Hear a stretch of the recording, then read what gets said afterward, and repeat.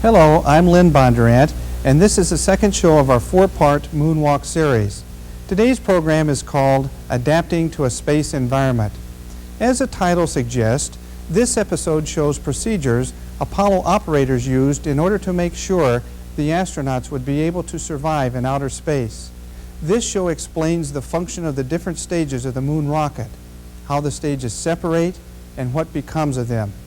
We pick up the Moonwalk story by looking back at some old classic space films that were a Hollywood perspective on future space travel. For most people, a trip to the planets was easy. All you needed was a 10-cent movie ticket and a nickel bag of popcorn.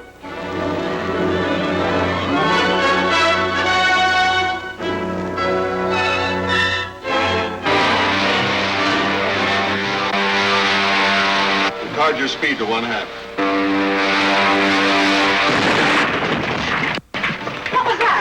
I don't know. Two of Killer Kane's ships coming up fast behind us.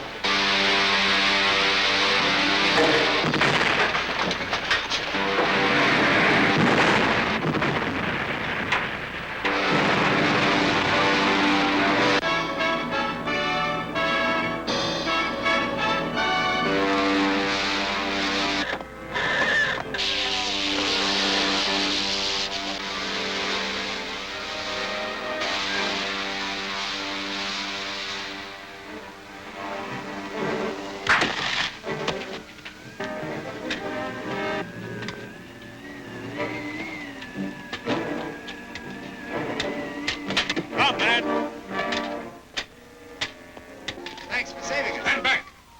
You're prisoners. Prisoners? Silence! You're to be taken to... Uh-oh. Here they come. You better put in reverse, Doc.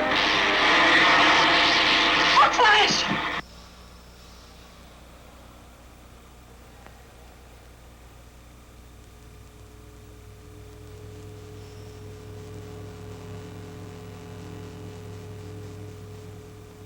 What science fiction in the childhood of the space age could have guessed the shape of reality? The Saturn V rocket. 3 stages, 28 stories tall, with 11 engines as powerful as all the waterfalls in North America combined. Years in the planning, months in the building and testing, the Saturn first stage lived but 2 minutes 41 seconds.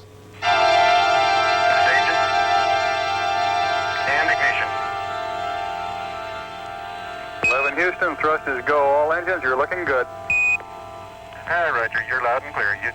2 minutes 41 seconds. Time to throw Apollo 40 miles up into the sky, and then an empty shell to fall back into the sea.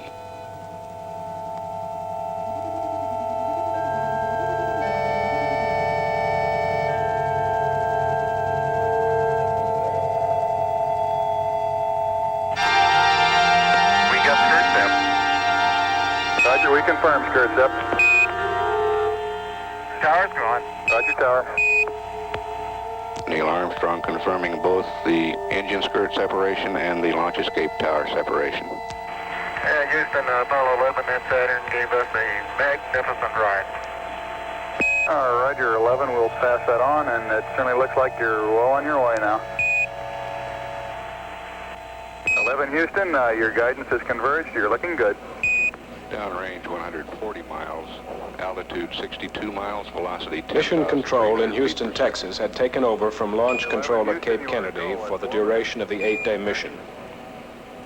The complicated technology of Apollo Saturn evolved from an ingeniously simple concept: lunar orbit rendezvous. This requires a rocket made in many pieces that discards the useless weight of each piece when its function is completed. The flight began with a vertical lift through the heavy lower atmosphere and a tilt to the east. At 6,000 miles per hour, the empty first stage is discarded to save weight. So is an adapter ring and the unused escape tower. With the second stage firing, it reaches 15,000 miles per hour when it too is jettisoned. The third stage places Apollo in Earth orbit at 17,400 miles per hour. When the spacecraft has been thoroughly checked out by the crew, the third stage fires again, its speed now tearing it free from the grip of Earth's gravity. While coasting outward, the command service module separates and docks for access to the lunar module, and the empty third stage is left behind.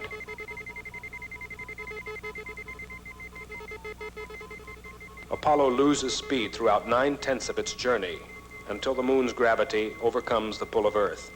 Apollo fires in reverse direction, slowing down enough to be captured in orbit about the moon.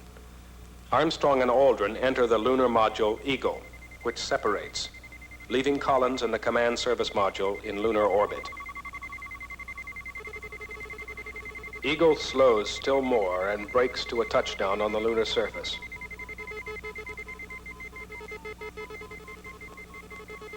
After the moonwalk, the upper stage of the Eagle lifts off, leaving behind the now useless landing stage, and swings into orbit to dock with Columbia once again.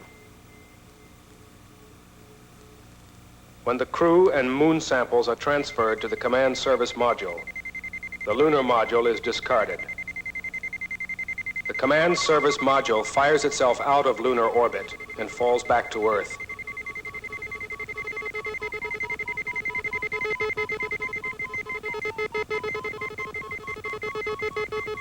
As it approaches the re-entry speed of nearly 25,000 miles per hour, the service module drops away. The command module plunges into the atmosphere, protected by its heat shield. Slowed still more by the heavy lower atmosphere, it parachutes into the sea. The command module, Columbia, is all that remains of the original 3,000 tons of rocket, fuel, and cargo. Apollo 11, this is Houston, over. While in Earth orbit, the Apollo crew had less than 2 hours to check out all their spacecraft systems. The last chance to discover and correct any malfunction before the third stage engine is restarted to break them free of Earth. The translunar injection. We're 10 minutes away from ignition on translunar injection. Apollo 11, this is Houston. You are go for TLI, over. Apollo 11, thank you. Roger that. Apollo 11, this is Houston. Slightly less than 1 minute to ignition, and everything is go. Roger. Ignition. We confirm ignition, and the thrust is go. Apollo 11, roger. Guidance looking good. Velocity 26,000 feet per second. Telemetry and radar tracking both solid. Velocity 27,800 feet per second. Through the window of the command module, the Earth gently slipped away. Apollo 11, this is Houston. Thrust is good. Everything's still looking good. Roger. 29,000 feet per second, building up toward 30,000 feet per second.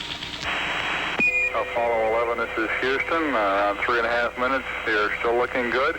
Your predicted cutoff is right on the nominal.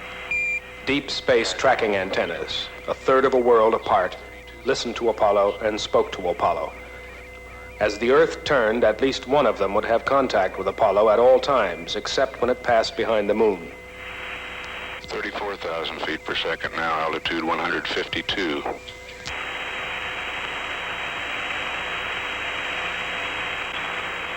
$35,000 feet per second. Cut off. We're showing velocity 35,570 feet per second. Altitude 177 nautical miles. At 3 hours 11 minutes into the mission, distance from Earth 3,140 nautical miles. The S-4B is reported in a stable attitude for this separation. Apollo 11, this is Houston. Your go for separation. Okay, Barrel B coming armed. My intent is to use bottle primary 1 as per the checklist, therefore I just turned day on. All right, Roger, we concur with the logic. We're awaiting confirmation of separation. Roger. We confirm the separation here on the ground.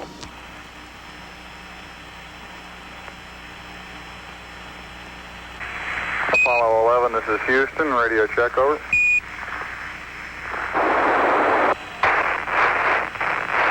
The Goldstone station reports a very weak signal.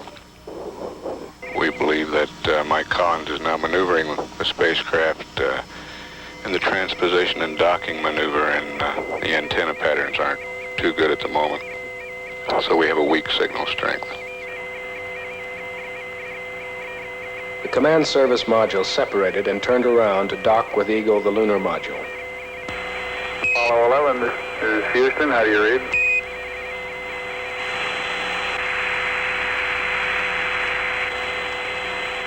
Apollo 11, this is Houston. Radio check, over. Roger, we're copying you about 5 by 2, very weak. Can you give us a status report, please?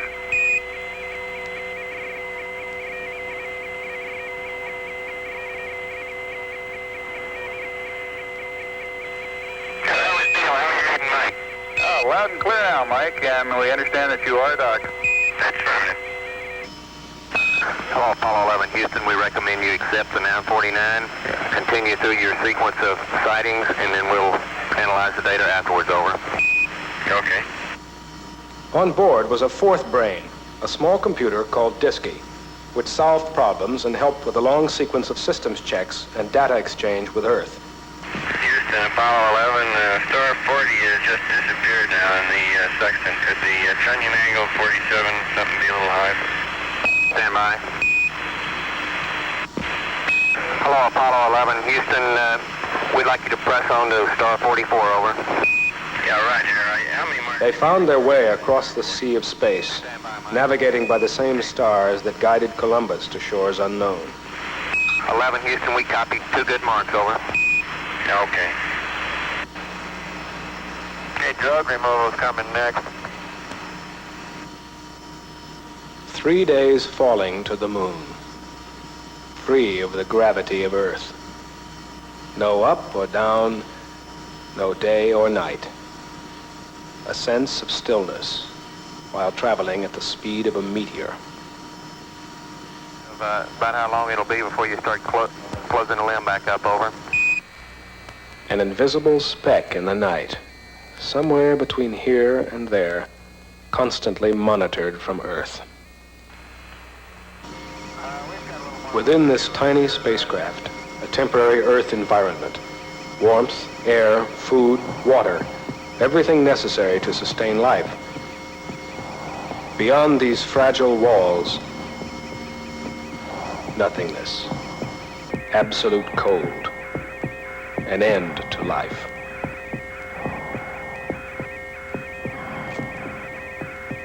The most important function of the spacecraft, life, was also monitored constantly through telemetry, the heartbeat and breathing of each astronaut. Although each breath was 30,000 feet farther from Earth than the breath before it. Should one heart flutter, it would at once be a matter of concern to millions worlds away. Unlike any other place man had traveled before, space could provide him with nothing. It is a vacuum, devoid of every element needed for life. To send man into this nothingness, to protect him, it was first necessary to define him. What is the human machine? How does it function? What is the nature of its nervous system? Its respiration? Its circulation? Digestion? Sight? Hearing? Balance? Its endurance?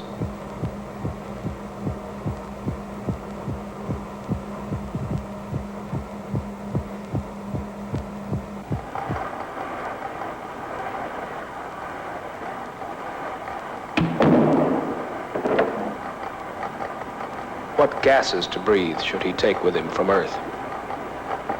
What atmospheric pressure suits him best? Is it possible to give him a more efficient atmosphere for space travel than nature provides on Earth?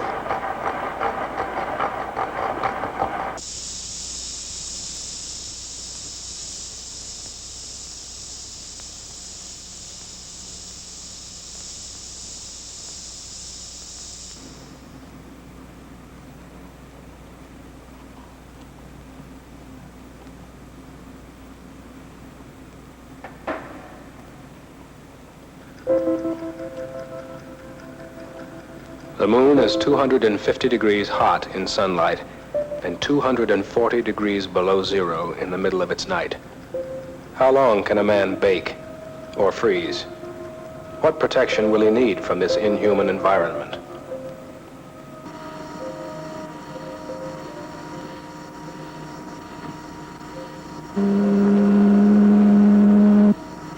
What strains will the heart take when the pressure of gravity is removed from the limbs?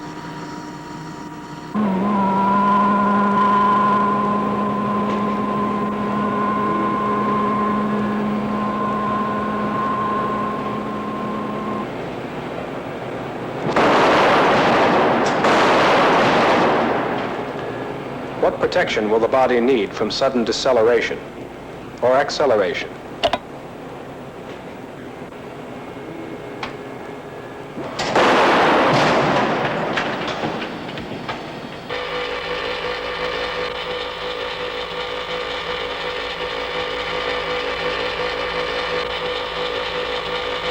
Man's sense of direction, speed, and balance are easily fooled.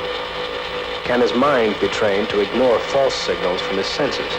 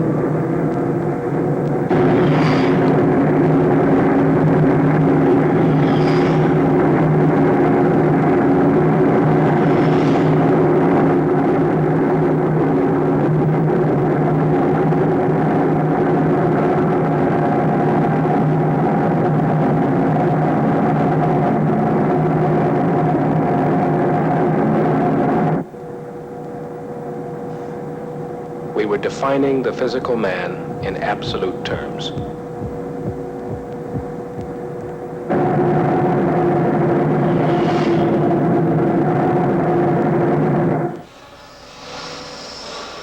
Once we knew man's limitations, we could build him an artificial environment for space travel. Columbia, the command module, was a supreme achievement of the technology of its age. It was a mini planet, complete with its own environmental control system, telecommunications, electrical power, guidance, navigation, stabilization, propulsion, reaction control. It provided hot and cold water and removed carbon dioxide from the air. 3 men could live here for more than a week, eat, work, sleep, shave, exercise, and listen to music. It was micrometeor-proof, burn-proof, and seaworthy, and it could tilt itself in any direction. In short, it was the most intricate and sophisticated machine ever made by man. As for man, however, we're stuck with the original model. All we can do is add an outer layer of things he does not naturally have. Space medicine showed us where man is vulnerable, and we learned to compensate for most of the weaknesses with technology and careful workmanship.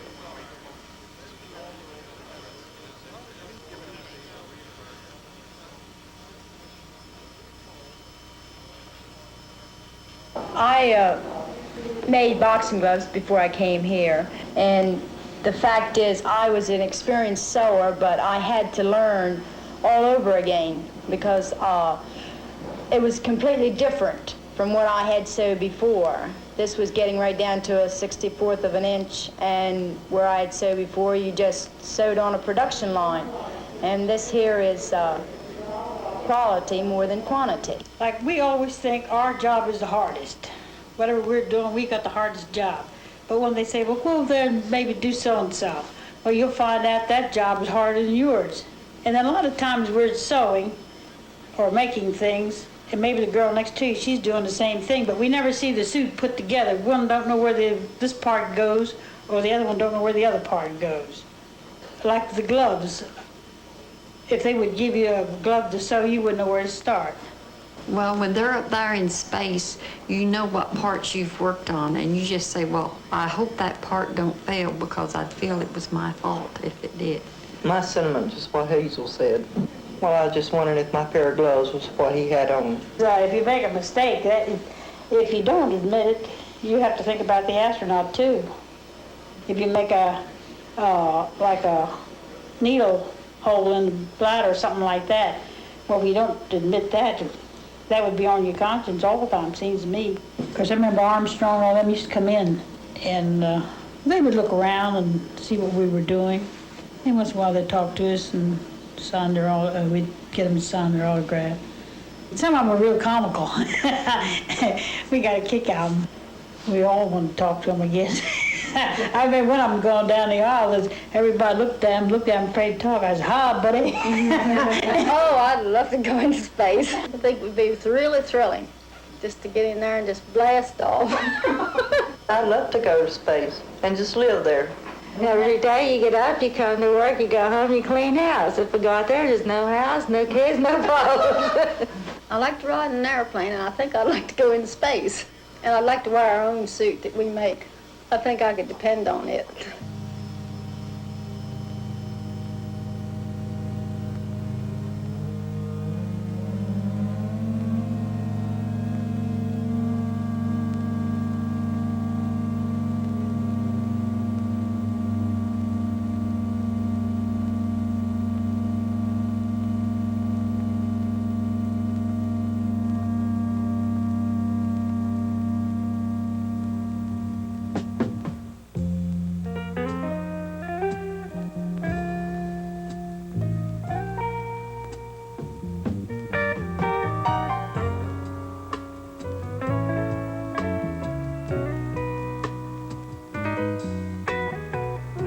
After body electrodes have been attached to monitor heartbeat and breathing, the first items of clothing are the water-cooled underwear and a urine collector.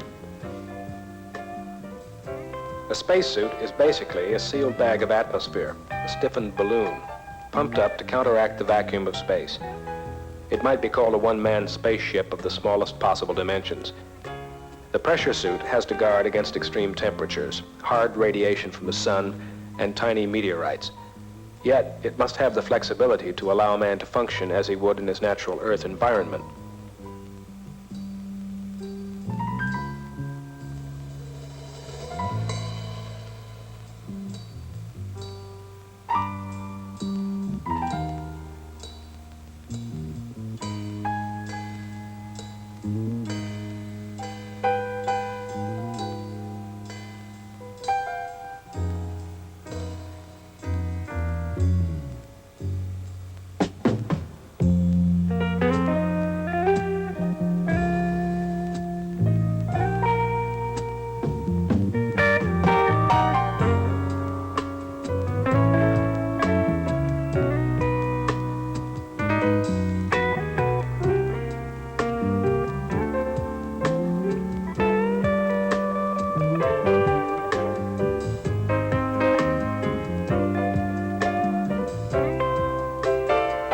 The backpack cleans and cools the suit's oxygen, cools and circulates water through the water-cooled underwear, and provides radio communication.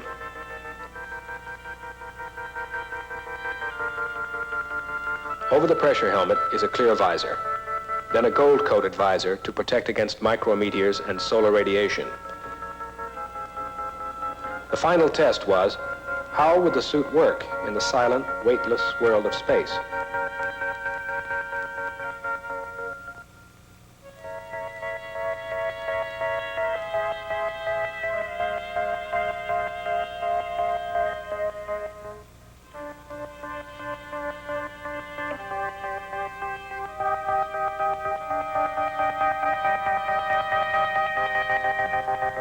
Weightlessness on Earth can be experienced only underwater or in an airplane following a parabolic flight path.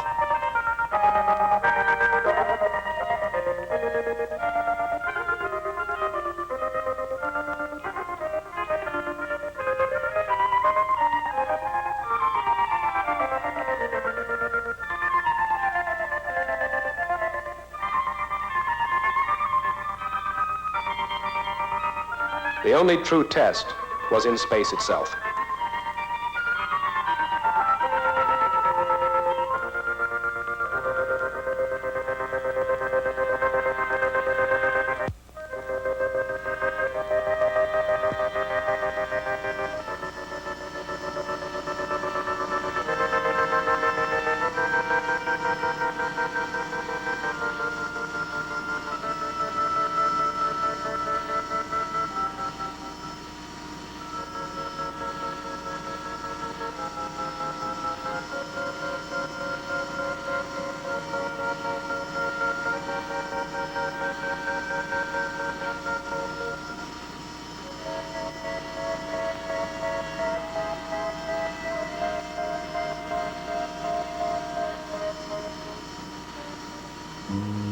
No up or down, no day or night.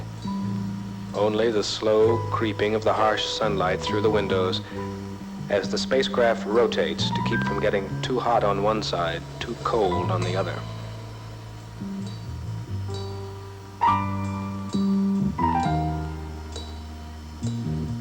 They carried with them the biological day of the Earthling. 3 meals, a snack or two, 8 hours of sleep. Time to work, time to relax, time to reflect. 3 days, falling upward to the moon. Now the stage is set for man to venture onto the moon. The many space simulations proved to be most effective. Now it is time to take the knowledge gained from these tests out into space. And this is exactly what happens in next week's program called One Small Step. I'm Lynn Bondurant.